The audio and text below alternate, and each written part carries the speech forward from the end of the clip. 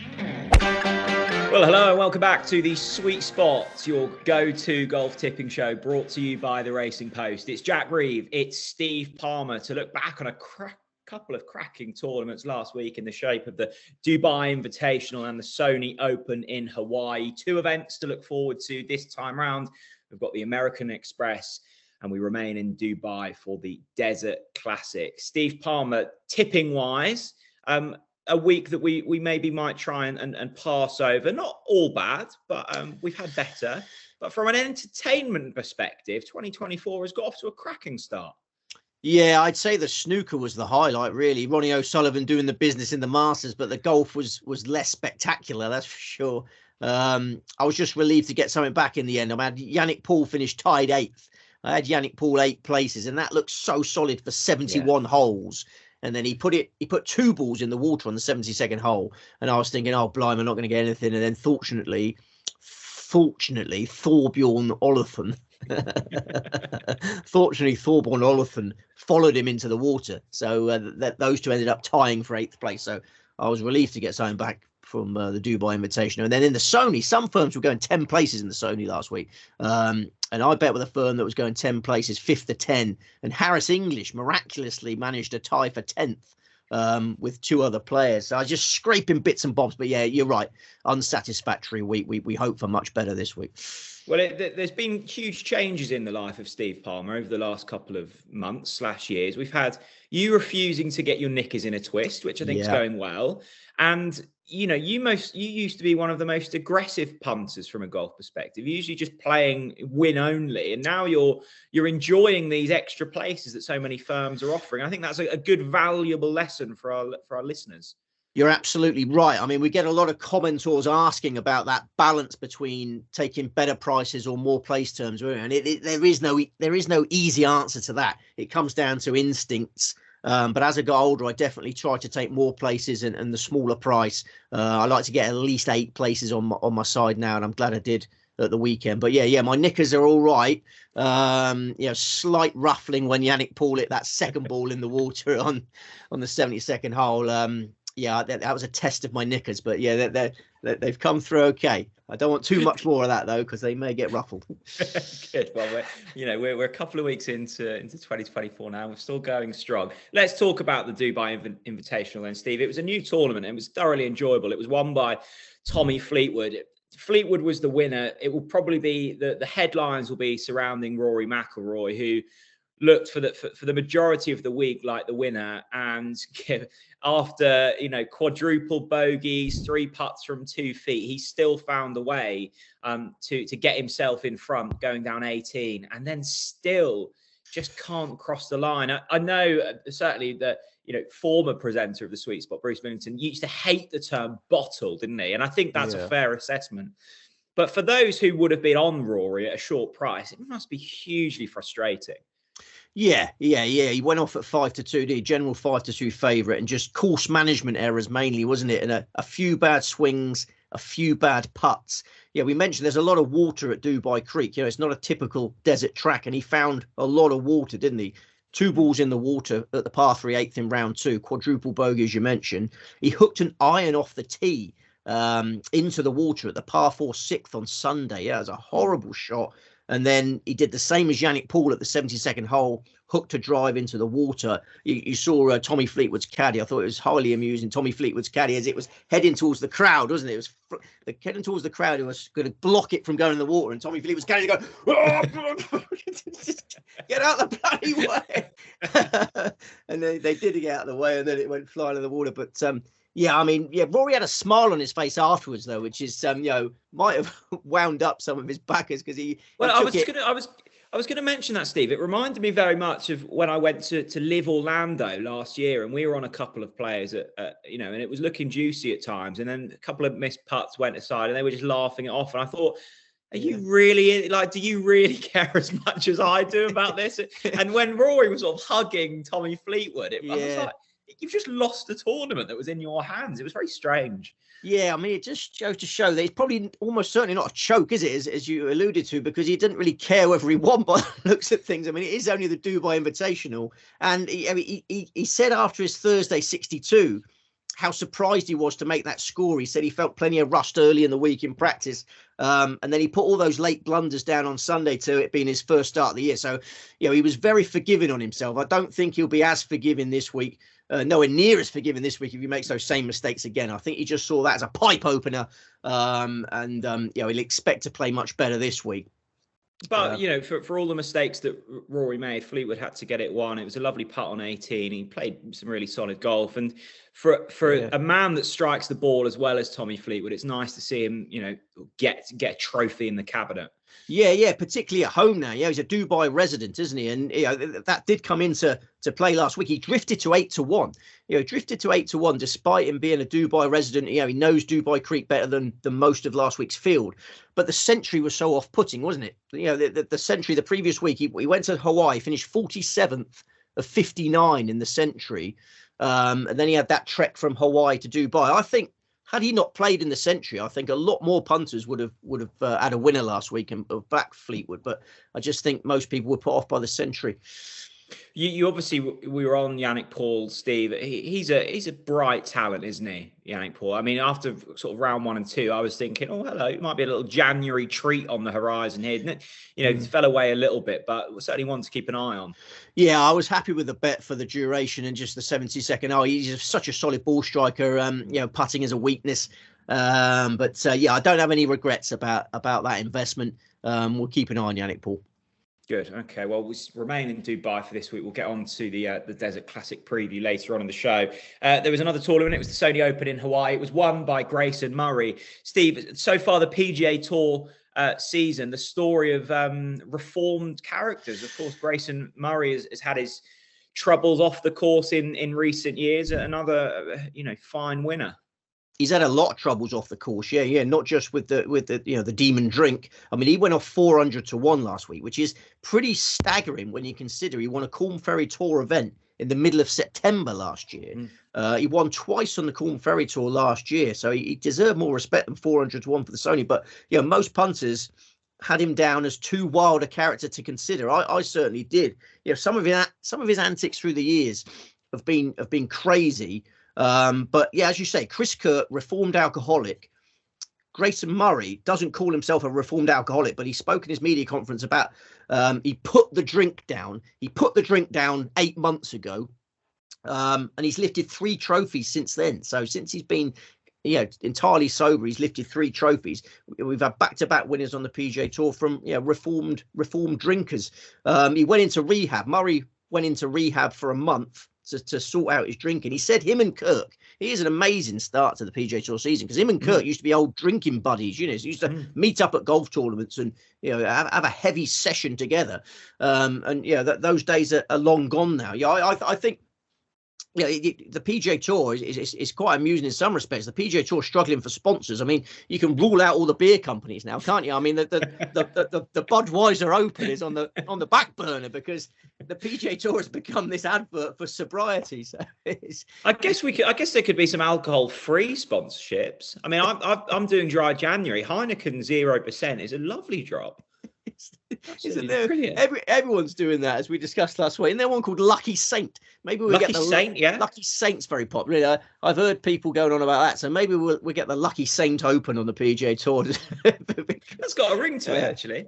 It's a great advert for sobriety. I mean, as I say, I've been doing Wet January. You've been doing Dry January. It sounds like you're on the winning team. Well, I'm not sure about that. It was, of course, a playoff that got it done for Murray against Bradley and Hun An.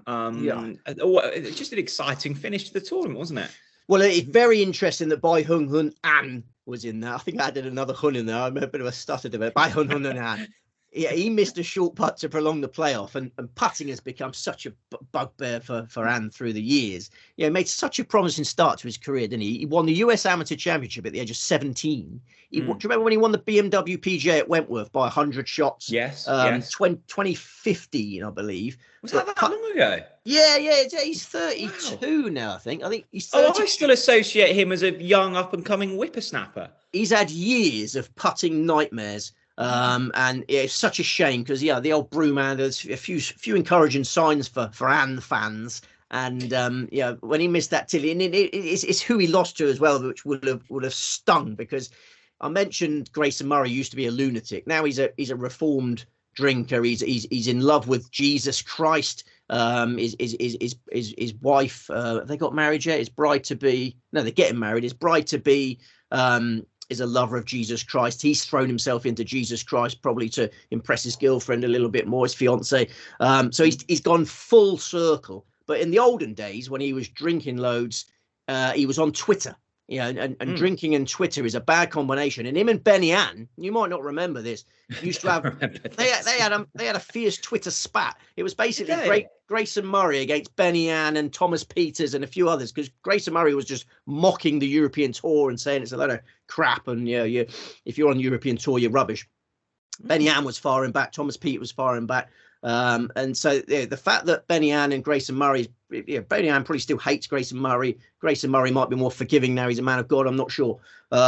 But it was just an added layer that no one was really talking about. And I could see Benny Ann's face. He thought, blimmin' heck, I've now lost to, once Murray put that big long putt in, then Benny Ann thought, if I miss this, I've lost to Grayson Murray, and he can get me on the Twitter. Thankfully for Benny. Do you ever miss your days of being on Twitter, Steve? No, not at all. No? Not at all. No, not at all. No. I just think it's a waste of valuable life. I mean, I waste enough of my life sitting in a blooming shed writing about golf, didn't I? So I don't want to waste any. As soon as I get out the shed, the last thing I want to do is then go and stare at another screen and start going.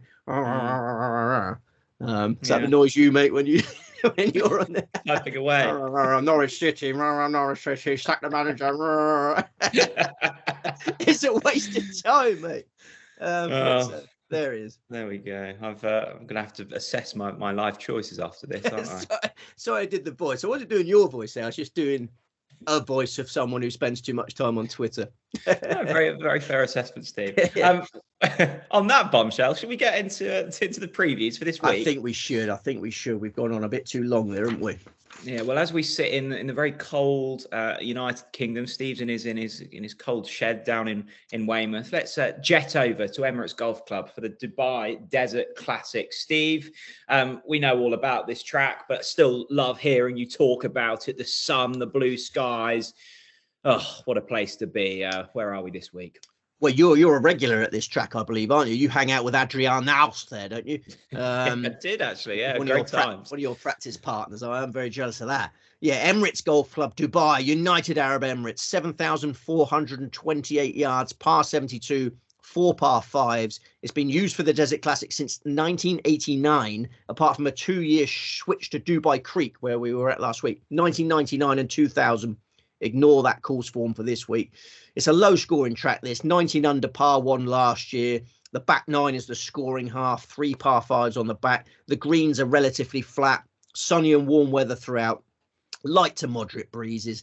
Big hitters will make merry this week. Those par 5s are the key to success. 7 of the last 11 Dubai Desert Classic winners finished in the top 10 of the driving distance stats. I think you want to be backing big hitters who are going to murder those par 5s. 132 going to post. Okay, well, let's take a look at the top of the market for the Dubai Desert Classic. 3-time winner Rory McIlroy, your favourite, 10-3 at time of recording. Tyrrell Hatton, 10s. Tommy Fleetwood, last week's winner, 11-1. Brian Harman, Steve backed him out in Hawaii last week, 16-1. Cameron Young, 20s. Joaquim Neiman, 22-1 alongside Adam Scott. Bigger the rest.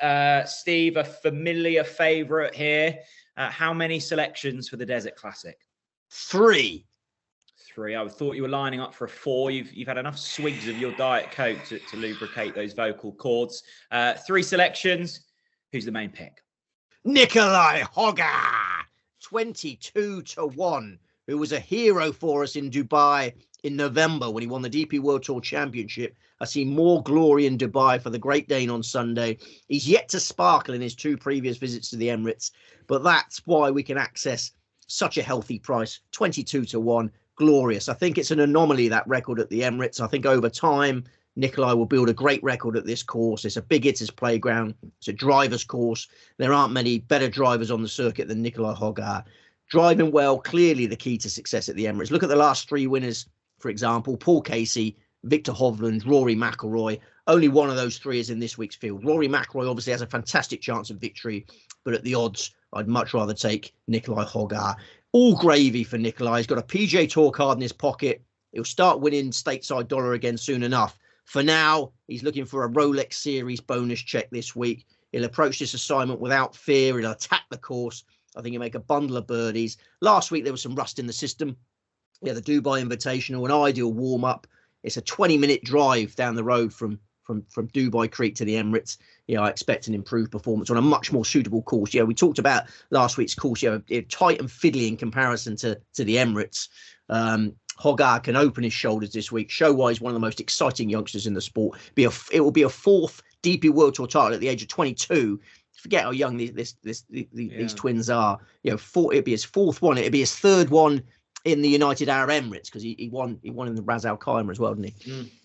The victory you mentioned there, Steve, it impressed. I forget as well. He's so young. It impressed me so much because there were a couple of times, I think on the Saturday, wasn't there, in that event where you went, oh, maybe he's kind of given it away, slipped back a little bit, and the maturity he showed on that Sunday, I thought was mightily impressive, and that's such a key attribute. Yeah, and his ball striking was so amazing. He could afford to miss a couple of tiddlers here and there, and it didn't matter, didn't it? I mean, we're talking about a supreme ball striker here, and I think the weather forecast for this week is perfect. He can just unload that glorious power. I see. Yeah, there'll probably be a couple of mishaps along the way. We might have a double bogey here, double bogey there, but I think we're going to get so many birdies that we'll get the job done. Really excited for that. Nicolai Højgaard, Steve Palmer's main selection, 22-1. I think he was around about that price, maybe a little bit bigger when we backed him in November when he got over the line. Okay, 2 more to go for this one. Who's next? Laurie Canter, 45-1 best now, I think. He opened up at 66-1. Glorious price. I was so excited. He's been well back, but I still think anything better than 33-1. Well, 33-1 or bigger, get involved. We're talking about a DP World Tour maiden. He's let a few chances slip through the years, but I think he's a much more confident chap now than the betting suggests. Since his live golf adventures, he's a changed man for me. He's a rich man now. Let's not put too fine a point on it. Let's cut to the chase. He's a rich man and therefore more assured. He won more than $5 million playing on the live circuit. It's just easy money he's picked up. He won $5 million to bolster all his other career earnings from elsewhere. He's lost his place on live now, but they're not going to take his money away. The money's in the bank, and he can approach the future with swagger. I think he'll be more assured in contention from now on because he's not bothered about money. It's going to take pressure off you. And this week is at a course which suits him down to the ground. He's one of the best drivers in the business, is Canter. He fell in love with the Emirates on his first visit in 2021. He was 4th in the 2021 Dubai Desert Classic. He previously finished 5th in the 2020 DP World Tour Championship in Dubai. And before Christmas, he was playing fantastic. If he carries his pre-Christmas form to the Emirates, I think he's a surefire contender. He was 4th in the Australian Open in the first week of December. Then he was runner-up in the Mauritius Open. And this is the icing on the cake. It's a huge bit of ice in this, actually. This is not just a little sprinkling. My wife was telling me how much she hates me doing that noise, so I do it a bit more. I was going to do it again. I bet your kids love when you do that, don't they? Oh, they don't watch Sweet Spot. The wife occasionally watches it, and she did last week, and she said how much she hated that noise. So that's just a red rag. Was to a that ball. her only feedback? Yeah, pretty much. Yeah, red rag to a ball. That I'm going to do it. I'm so tempted to do it again, but I might upset other people. Well, maybe there's some more icing we can add later on in the show. Yes. Let's find some more icing later. But This is a huge bit of icing. Laurie Canter's been living in Dubai since November. I thought that was a play on live golf then. He is actually residing in there. He's been residing in Dubai since November, but it's a temporary move. It's just for a few months. Because his house in Bath is being sorted out, home improvements, he's got loads of money. Know this stuff? There's a great podcast that I listen to. Eddie Pepperell does a podcast. It was on Eddie Pepperell's podcast. So he obviously, Canter's got loads of money now, and he's obviously upgrading his Bath base. He loves Bath. He likes going to the rugby and whatnot. So he's not moving to Dubai, but he's been in Dubai since November. So lovely acclimatization. Is that a word? He's nicely acclimatized in Dubai. He didn't get in the Dubai Invitational last week. He wasn't invited to the Dubai Invitational, but that just means extra practice at the Emirates, doesn't it? He's in Dubai. What's he going to do? He's probably got 100 practice rounds in at the Emirates. Practicing in perfect weather. I think Canter's going to be ultra competitive this week. I don't think he'll be cantering at the start of this race. I think he'll be galloping at the start of this race. Imagine having so much money, Steve. You sort of maybe getting your toilet replaced in your bathroom, a bit of retiling done in the kitchen. And you go, oh, rather than just not using those rooms for a few months, I'm going to go to Dubai and live there. yeah, it's a different world, isn't it? Yeah. Usually when someone gets their kitchen redone, they have to live off sort of microwave meals for a month or so. Cancer just off in Dubai with his live money. I thought, no, you're absolutely right. I've got my sister-in-law who had that. They get they've had an extension built in their house, and they had to move into an Airbnb for a few weeks to get because it was impossible to live there with young kids and that. So yeah, you're right. They say, yeah, they're right. Money can't buy you love. Money can't buy you love, but it can make life a lot easier, can't it? And Laurie Cantor is enjoying himself. Absolutely. Laurie Cantor, best price 45 to 1 at time of recording. Third and final pick for the Desert Classic, Steve. Richard Mansell, 90 to 1. My team of top class drivers is completed by Richard Nigel Mansell. He got Hogarth, Cantor, Mansell, all awesome with the big dog in hand. Mansell, like Cantor, has seriously contended for a few DP World Tour titles without getting over the line in front. He's such a good ball striker that his supporters just assume it's only a matter of time before he's lifting some silverware. He just needs one good putting week to make him a champion. And the greens here at the Emirates, as I mentioned, very flat greens. There's nothing intimidating about the greens at the Emirates. I think the long game strength of Mansell gives him an excellent chance of success here. He played well in Australia just before Christmas. Really enjoyed it. First time he's played down under. And he was 22nd in the Aussie PGA, 21st in the Aussie Open. He had a nice Christmas at home with his new wife. He got married in August. Then he started this year in fine fettle. Dubai Invitational, 4 under par rounds, top of the greens and regulation stats in round 2, tied 14th in the tournament, 8 under par. He finished 51st on his Dubai Desert Classic debut last year, but I'm expecting much, much better this year from the pride of Cannock, the pride of Richard Nigel Mansell, the pride of Cannock. What do you describe yourself as? What are you the pride of? Pride of what? Well, I suppose, pride of Weymouth would be a bit arrogant, wouldn't it? Steve Claridge, Steve Claridge, probably the most, Steve Claridge, I consider him a Weymouth man. I don't know. I wouldn't like to say. we'll let the commenters come up with something, Steve. We'll see what they see what they can come up with. There we go. Okay, 3 selections for the Desert Classic. We'll reflect on them all come the end of the show. We must talk about Rory and I guess Tyrrell Hatton and Tommy Fleetwood at the top of the market. Tommy won last week. We know all about Hatton, and he's won in, he's won in this area before. Rory McIlroy, 3-time winner of this event. What's the reason for not playing at the prices? Well, Burlington Bertie 100 to 30 is the price for Rory, and it's much more tempting for me than last week because his Emirates record is incredible. He's won 3 times here. He never plays badly here. This track suits him so much better than last week's, and he nearly won last week. I can't put people off McIlroy at Burlington Bertie. I'd just rather play my 3 at the prices. I mean, if you've got deep pockets, you could have my 3 and McIlroy. But that's asking a lot from people. Fleetwood I can happily leave alone. Poor Emirates record for a player of his stature. The home advantage aspect last week was a serious factor because he knew Dubai Creek better than most. But the Emirates, everyone knows the Emirates. Most players in this field will know the Emirates, and this is Fleetwood's 3rd week on the spin. Remember, maybe the effects of that Hawaii trip will be felt now. So McIlroy more tempting than Fleetwood, but I prefer mine at the prices. Okay, good stuff. Let's move over to the American Express then. This one played across 3 separate courses. Steve, where are we? We are at the Pete Dye Stadium course at PGA West, the Nicklaus Tournament course at PGA West, and La Quinta Country Club at La Quinta.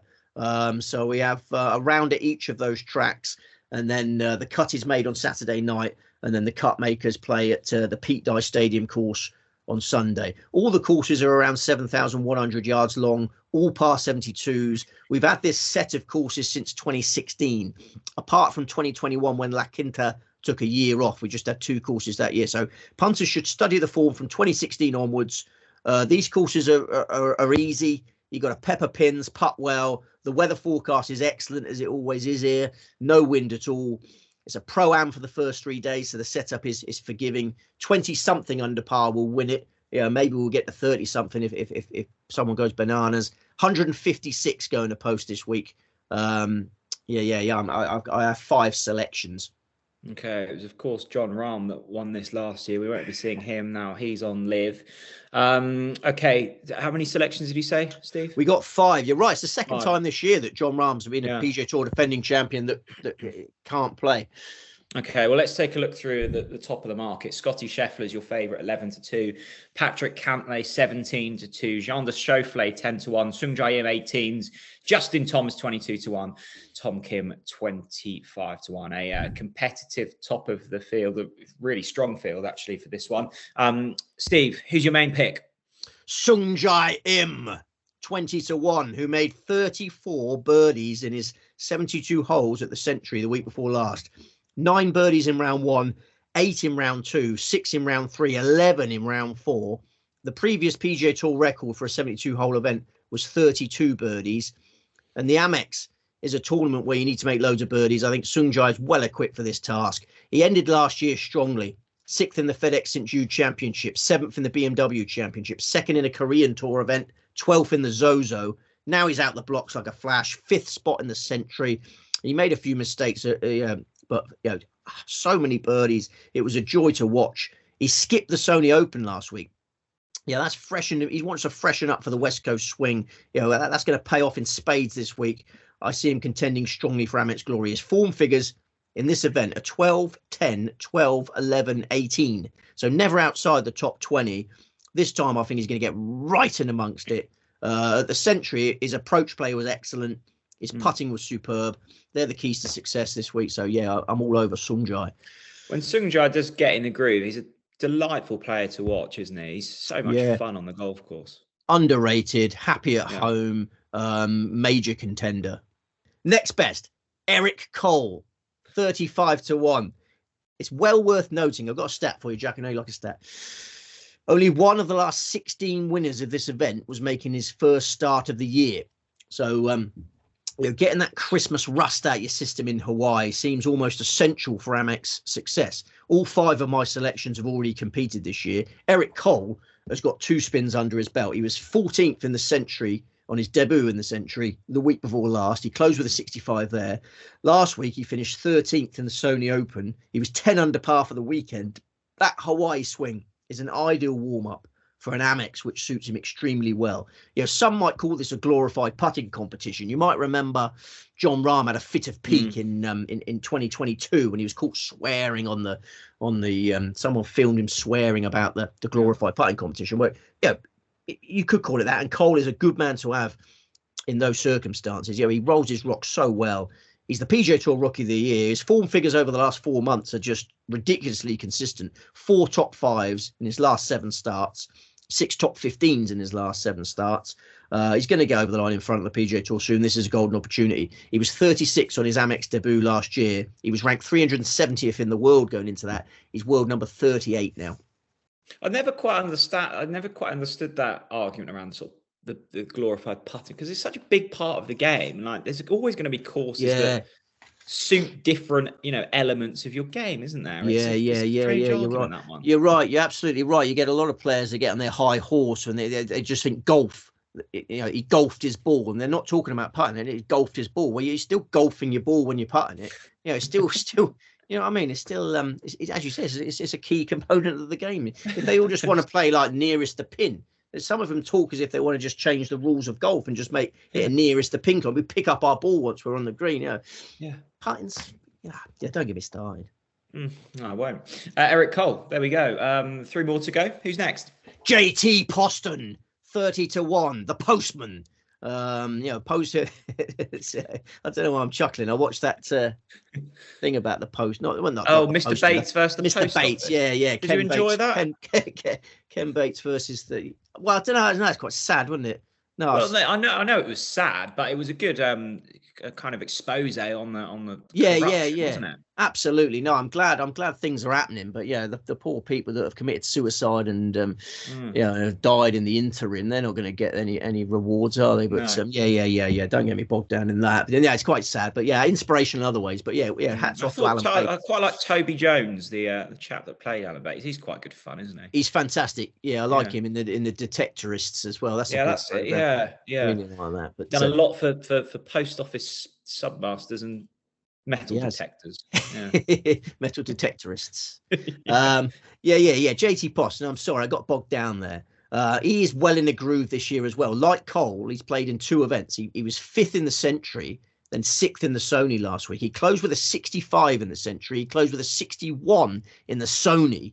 If the Postman can make a faster start in the Amex, then the rest of the field's in trouble. He is confident going into this golf tournament. He's always been an exceptional putter.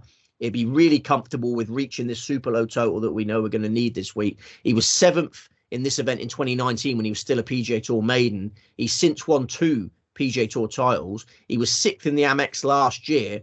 And I think there's a little bit of inspiration to take from Grayson Murray's Sony win. They're both from North Carolina. They grew up competing alongside each other in North Carolina. So maybe we'll get back-to-back North Carolinians in the PGA Tour winners enclosure.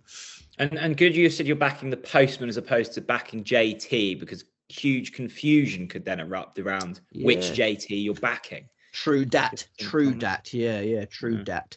I don't know whether JT Poston is a reformed alcoholic or anything. I can't throw that into the mix, but he has got some sort of connection with Grayson Murray. A nice link, Steve. Okay, couple more to go. Who's next? Yeah, bigger prices. Andrew Putnam, 60-1. Another player who is teeing up in his 3rd tournament of the year. Putnam slow out the gates in the Century, Christmas rust. Got better every day, closed with rounds of 67 and 64. So that was a 15 under par Kapalua weekend. Then he finished 10th in the Sony Open last week, closed with a 64. It's reasonable, like with Poston, to expect a faster start in the Amex, a set of courses which set up perfectly for Putnam. He's accurate, typically putts well. He's won once on the PGA Tour, twice on the Corn Ferry Tour. He went to college in California, Pepperdine University. He met his wife in the Golden State. She's a yoga instructor. They may have a trophy to snuggle up with on Sunday night, Putnam and the yoga instructor. I wonder, you sort of have the downward dog, don't you, in yoga? I wonder what you do with an Amex trophy. What would that be called? Do you do the downward dog, do you? I've never done any yoga. I think yoga would be probably great, Steve, in terms of if your knickers do get ruffled at any point this year, drop into a downward dog and all of your worries will vaporize.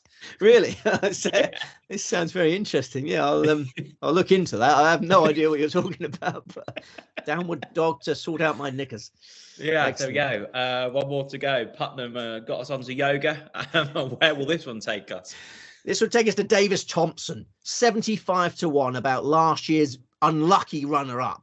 You must remember last year's Amex. The youngster Thompson. Yes, I do. In a duel with John Rahm for the title. Thompson's long birdie part of the 17th hole, the 71st hole of the golf tournament, clanked into the flagstick. He left the flagstick in. It clanked into the flagstick. It probably would have dropped had the flag not been in. Rahm beat him by a shot. Tears were shed by Davis, understandably, afterwards. Thompson gets a chance to go one better this week. Obviously no John Rahm to worry about. Thompson, a former world #1 amateur, PGA Tour glory, extremely likely at some stage. And after that bright Amex debut last year, this seems a golden opportunity. He was 57th in the Sony last week, and that was a good recovery. He opened with a 73, Christmas rust, closed with a 67. I expect a much better 4-round performance from him. He's a 24-year-old going places.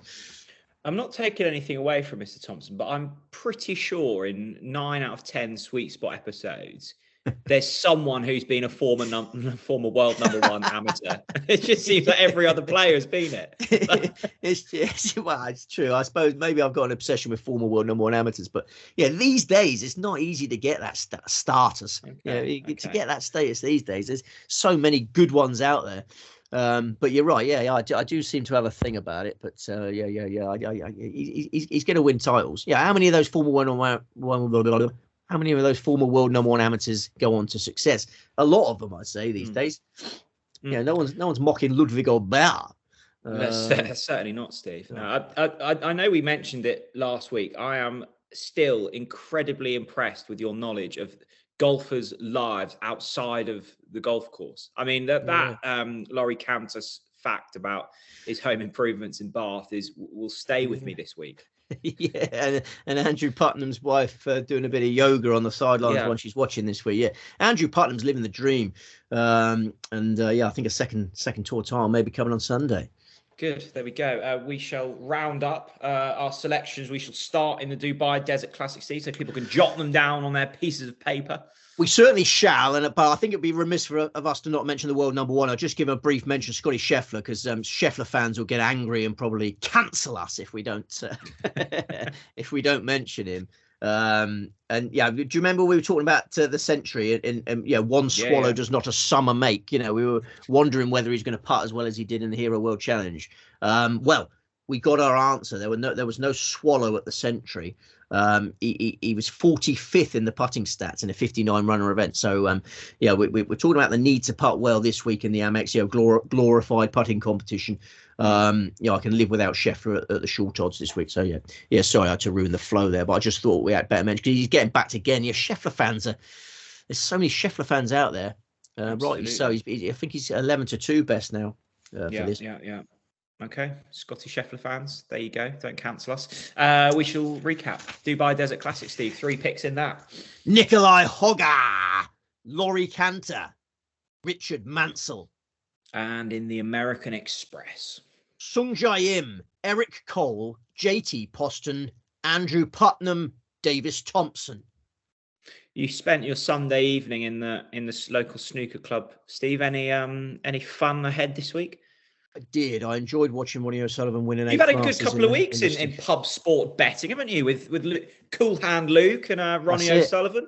That's it. I watched the darts in the snooker club as well. I feel good about snooker. My son is got a real passion for cue sports now. He still loves his golf, but Tommy Tiger, when it's cold outside, he'd rather go and on the green bays than the green fairways. It's a bit cold for golf. I don't know how you feel about winter golf, but for me, I'm quite happy to get on the pool table with him. And that's probably what I'll be doing most of this weekend, just playing pool with my son. I mean, you mentioned the darts. Like Luke Littler's dad has just set the example there of what to do with your son. If you spend all day with your son in the pub, they might become a darts superstar or a pool superstar. So, if that's what I got to do to create the next Ronnie O'Sullivan, spend all day in the pub playing pool with my son, then that's what I shall do. It's a tough job, but someone's got to do it. I think you probably pre-Luke Littler, such behaviour would have got a call to social services, but now it's seen as the best thing for your young children, isn't it? It's a great result for dads everywhere, isn't it? Yeah, I'm just trying to get him to become a good sportsman. There we go. Steve, thanks very much. What have we got to look forward to next? We've got the Farmers Insurance and the Ras Al Khaimah, have we? We surely have. Yeah. Yeah, we need a winner, and we're going to get it this week. Great stuff. Steve Palmer, thank you very much. Thanks to everyone at home for tuning into the Sweet Spot once more. If you're backing Steve's tips, please remember to do so responsibly. We'll see you again next Tuesday for another episode of the Sweet Spot.